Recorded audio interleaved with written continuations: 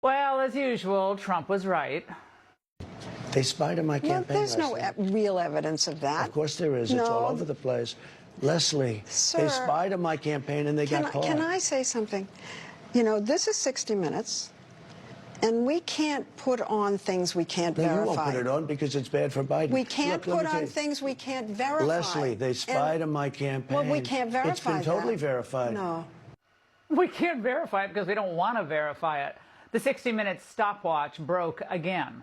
Now, as usual, the media were covering for the Democrats, as they always do. Lesley Stahl and the rest of the corporate media simply took as gospel whatever Obama's henchmen were claiming about Trump and Russian collusion. And it was all a lie. Just a few weeks ago, we learned that CIA Director John Ratcliffe sent a criminal referral letter to FBI Chief Kash Patel regarding former CIA Chief John Brennan and former FBI Director Jim Comey for their actions in the Trump-Russia probe. Now, these potentially include making false statements to Congress.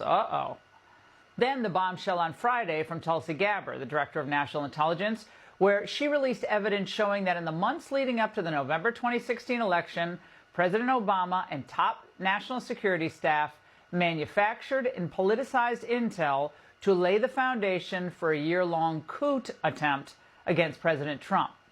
And Gabbard put meat on the bones in an interview with our own Maria Bartiromo. The intelligence community agreed that there was no intelligence that reflected that Russia was trying to hack the election in favor of either candidate. The evidence showed, the intelligence showed that, again, Russia did not have either the intent nor the capability to be able to impact the outcome of the United States election. So it was very striking when we look back again at the documents that I declassified and released that shows there was a shift in early December, the first week of December. How strange a shift. Now, why was President Obama and his intel staff not satisfied with the assessments about Russia and whether Russia was interfering or not? But then another intel review took place. Again, another document was produced by the intelligence community, a president's daily brief that was consistent with every other assessment that was done previously leading up to the election. Russia did not, this is after the election now, did not attempt to affect the outcome of the American election. That was never published. And what happened to that assessment, which again found no Russian involvement in our election? Well, it turns out they didn't like the conclusions the intel agencies had made, so they decided to find new conclusions. Now, Director Gabbard says that hours before the intel would have gone into that presidential daily brief, a senior intel official pulled it, claiming, oh, they received new guidance. The very next day, this meeting was called, a National Security Council meeting, bringing together all of the senior leaders of President Obama's cabinet, and the topic that was put forward was a sensitive matter. The tasks that came out of that meeting was coming from President Obama directing the intelligence community, then Obama's ODNI director Clapper, to produce a document, to produce an intelligence assessment that detailed not if, but how Moscow affected the outcome of the election that had already occurred, electing Donald Trump to the presidency. Yeah, this is what they call a conspiracy, my friends. Now, the goal apparently was to lay the factual predicate, in this case based on statements they knew were lies, to cripple or even topple the Trump presidency, as Tulsi called it, aptly, a coup. And now Fox News has confirmed that the Department of Justice has indeed received a criminal referral from the DNI regarding the manipulation of these intelligence reports. There must be indictments, those responsible, no matter how powerful they are and were at that time, no matter who was involved in creating this treasonous conspiracy against the American people, they all must be held accountable. They must be held accountable. These are the headlines. 100% true. These people were so brazen, they felt entitled to pull out every stop, including, if that was necessary, I guess, manufacture intel in order to stop President Trump. And when Trump questioned them, well, when he hit back, they fell back into their usual line. How dare you? How dare you even think about questioning us? The world is watching. There is no basis for Mr. Trump to point fingers at the intelligence community. The world is watching now what Mr. Trump says and listening very carefully. If he doesn't have confidence in the intelligence community, what signal does that send to our partners and allies as well as our adversaries?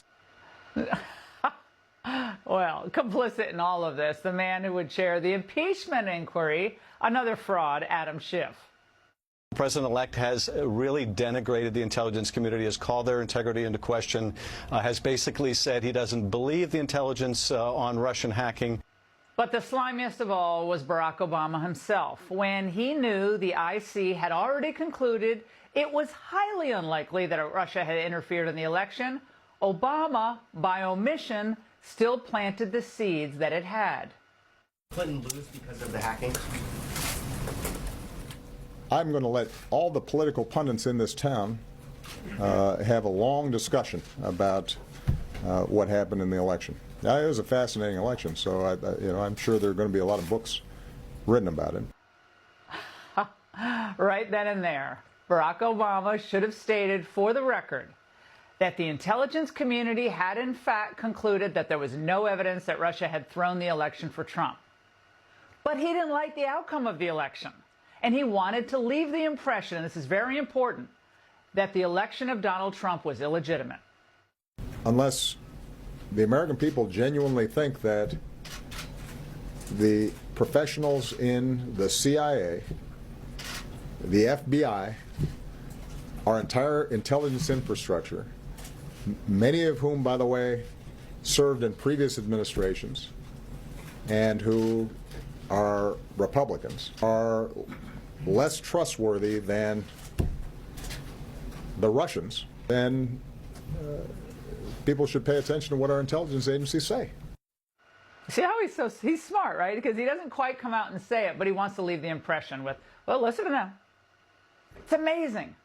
And let's not forget how after they knew the truth, again, that Russia had not affected the election, that Comey and Obama discussed not sharing key intel with National Security Advisor Michael Flynn because he had talked to his Russian counterpart a number of times before the inauguration.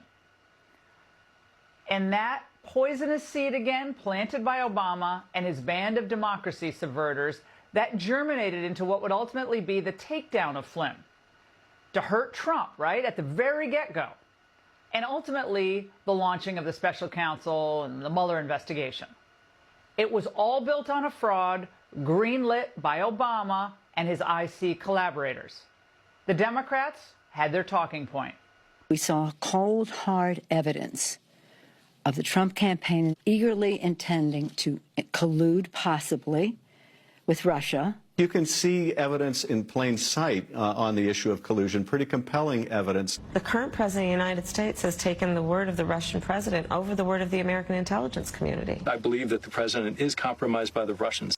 Once again, everything Democrats accuse Trump of, subverting the election, hurting democracy, is what they did.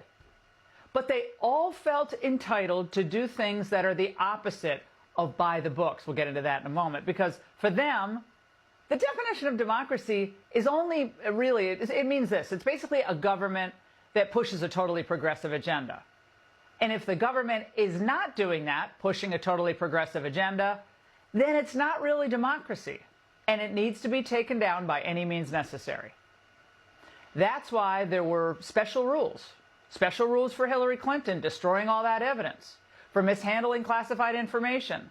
That's why there was special treatment for Biden when he was found holding classified docs next to that Corvette. But now, there must be accountability for what went down here. The DOJ's investigation must be straightforward, not affected by politics, because of course if it is, the Democrats will run with that. It must be driven only by the facts and the law, with the intent of those involved closely examined. And before you say, oh, Laura, isn't this too backward looking? We gotta look at the forward. No, you know what I say? It's exactly the opposite of backward looking. Because if Democrats and Republicans want to preserve in the future our intel agencies, and I have my doubts about that, frankly, whether they're worth it, but if the Democrats and Republicans think it's important that those intel agencies have the public's trust, then these agencies need to be taken apart and cleaned out section by section. Fire anyone with his or her own agenda, fire anyone whose professional judgment or objectivity is questionable.